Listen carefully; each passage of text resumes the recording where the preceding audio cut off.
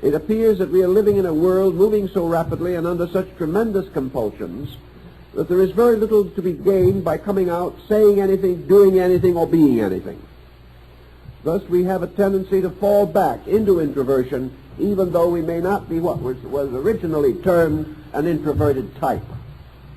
Introversion may result from discouragement as to the ability of the individual to cope with any physical or environmental circumstance. Being hopeless and sensing helplessness, the person may simply retire into himself, carrying a greater and greater amount of internal load, locked in a greater and greater degree of internal intensity. Obviously, the more this intensity builds up, the more dangerous it becomes. The more mechanically organized, the more industrialized and standardized a culture becomes, the more difficult it is for the individual to find self-expression. Lack of self-expression contributes to frustration. Where the person can make a useful contribution to a way of life, he has every incentive to be useful. Where his contribution is neither recognized nor accepted, he gradually becomes discouraged.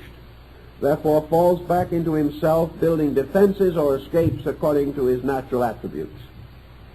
Today our large defense mechanism, of course, is the magnitude of world affairs.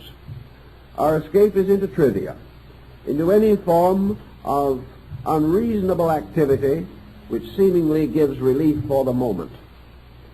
Thus the boundary lines of types are not as clear as they used to be. More and more persons are involved in large patterns over which they cannot exercise adequate management. They are more and more victims of situations apparently beyond control.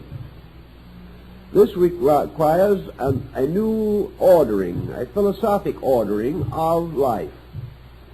The ability of the person to recognize the dignity and significance of the integration of himself. That where we cannot change other things, we still have the privilege of improving self. We have an opportunity to learn rapidly the importance of a sufficient internal life.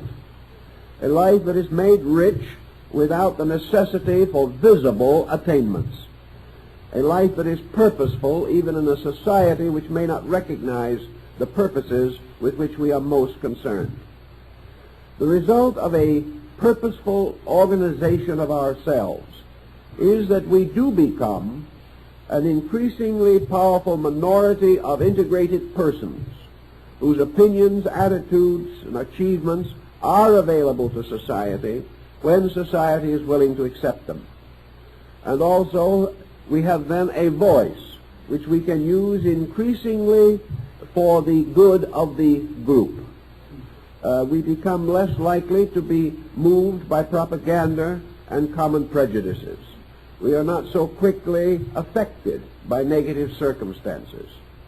And as a result, we do not panic. And where emotions of panic diminish in society, many of the mistakes of society will in this way be corrected.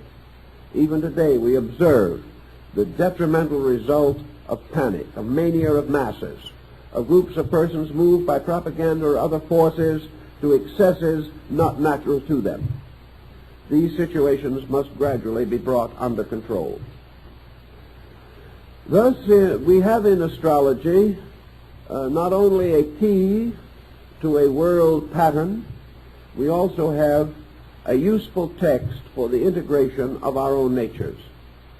And it is on this level that we wish to particularly approach the subject at this time. The person is able, if he so exercises his abilities and capacities, to direct his own life, to correct those faults within him which are obviously contributing to his troubles, and also to develop new and positive values which will contribute to new and positive solutions of problems.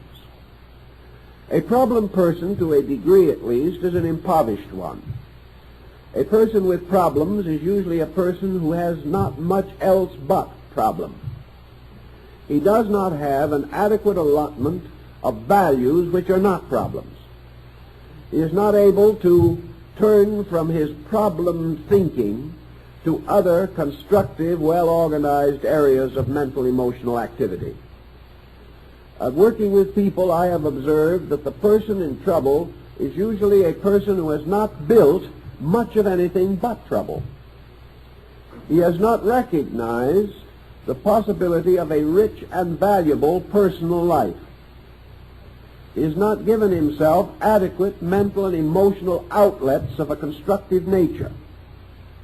He is not interested in enough good to overcome the pressure of misfortune when it arises.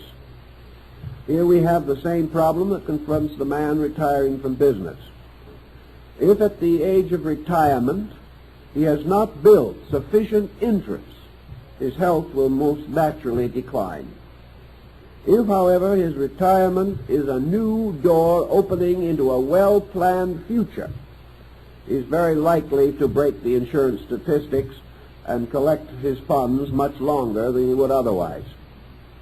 Many persons have considered this an end in itself, and have felt that the longer they lived, the more completely they revenged themselves against insurance probabilities. It's a rather negative approach, but it's better than nothing.